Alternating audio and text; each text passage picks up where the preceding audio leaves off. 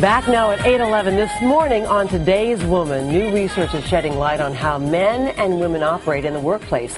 A lot of women say they often feel afraid or tongue-tied when it comes time to speak up in a meeting or a group setting. Well, it turns out there may be a biological reason. Savannah Guthrie is joining us now with details. Hey, Savannah. Hey, Ann. A lot of us have had this experience. You know, from the moment we first go to school, we're introduced to being part of a group. It's the way we solve problems in the classroom, the boardroom, just about every facet of life. But now researchers at Virginia Tech are saying for women, that group setting may not be that great. We are women. Hear us roar. Unless we have to speak up in a meeting. And then, for some of us, it's... At the start of her career in investment banking, a field traditionally dominated by males, Joanna Stone Herman says she knew that fear all too well. It can, at times, be intimidating to sit in a room full of men and have to voice your opinion, especially when many men can be very vociferous. And just getting a breath in edgewise to be able to speak can be challenging. In 2012, women have the smarts, the schooling, the experience, but often not the courage to voice their views.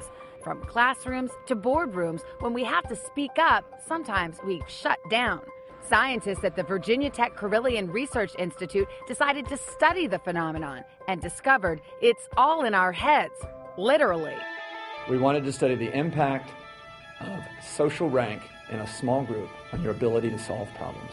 The researchers gave a group of men and women with similar baseline IQs a set of questions to answer. In the middle of the test, they were told how well they did compared to the rest of the group. And then their IQs were measured again. The findings were startling. In a social setting, some of the people's IQ goes down, and of the ones that go down, over 80% of them are women. Bottom line, the study showed that for some, particularly women, if we think others in a group are smarter, we become, well, dumber. And in the real world, where key business decisions are often made in small group settings just like this, a lot of good ideas may not be getting heard. The way we organize our business is completely built around small groups, but in fact, maybe in some settings, that damages the performance of the group in ways that you don't want to damage it. Pencils down. The Virginia Tech researchers think this loss in IQ may have something to do with women being more sensitive to social cues, reading the body language of others, and worrying about others' perceptions, which may cause them to clam up.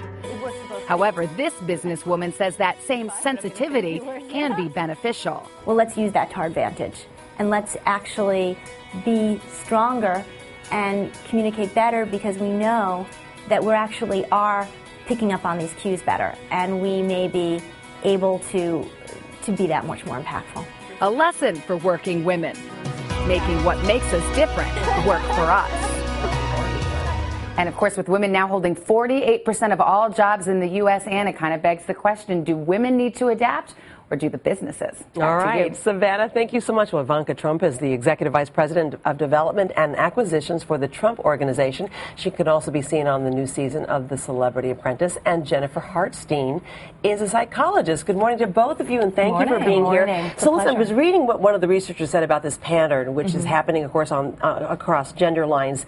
Quote, women often are more attentive to what others may be feeling or thinking, a sensitivity that is likely has an evolutionary origin. Jennifer, how exactly does this cause women to mute themselves in a meeting type setting? It's really sad that this is what's happening, but what we're finding is that women are reading the room, feeling either afraid that someone else is smarter and has more to say, or in the interest of the relationship, they don't want to be perceived as being a braggart, bringing too much to the table, taking too much time. So they want to kind of keep the peace, and they sit back and maybe wait it out. Whereas men don't do that. They jump in, they talk shop, they're in it. Women are kind of more focused on the relationship element of it, which impacts them in these group settings. Well, and you're a businesswoman. I mean, you are in meetings all the time, high-powered business meetings with men. I mean, do you notice this as well? Well, at the highest level, you hear people talking about this. And, you know, for years there have been studies saying that women are less inclined to speak up. Now, this is the first time I think anyone's correlated to sort of a biological effect and studied it on that level. But, you know, women are less likely to ask for raises and therefore less likely to get them.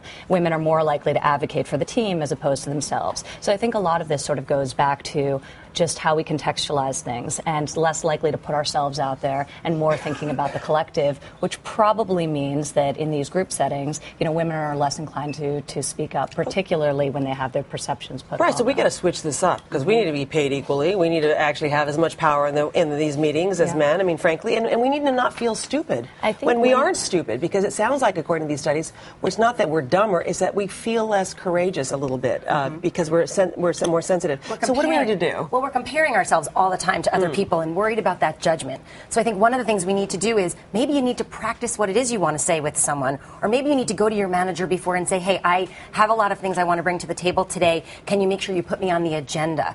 Or maybe managers even need to start to think about it differently and say, everybody's going to have a chance to say something in the meeting today, so be prepared, be ready. So they're encouraging that in. It's like calling on that child in the classroom that might need to happen. I think, though, in a practical way, you can't change the way other people react to you. You can change how you put yourself forward. So I think a lot of it stems from confidence. So I think you just have to try. You just have to start speaking out. You have to make sure that the labels others are putting upon you as being shy or meek or quiet or less assertive don't define who you are. I have a little baby girl, and in all the parenting books, they talk very carefully about not labeling children, because it becomes ultimately it predestines them to be more inclined to be like that. And I think this is the same thing. People are internalizing what's being projected on them, and it's defining them. Well, I think that now that we know that this is there's a biological link, there's a hard wiring, it almost kind of gives you kind of a relief, because now you know it's not that you have to feel insecure or less courageous.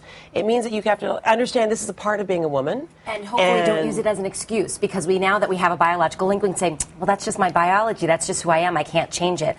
And I think Ivanka's point is really important. You can always change something in yourself as long as you really commit to doing it. Right. Understanding it first is the first step. And maybe also an excuse for maybe single-sex schools. Yeah, maybe. For girls. Maybe we'll see. That's an interesting debate in and of itself. We're not getting too much. Probably shouldn't have brought that up now. Okay. Ivanka Trump and Jennifer Hartstein, thank you so much, both of you, this morning.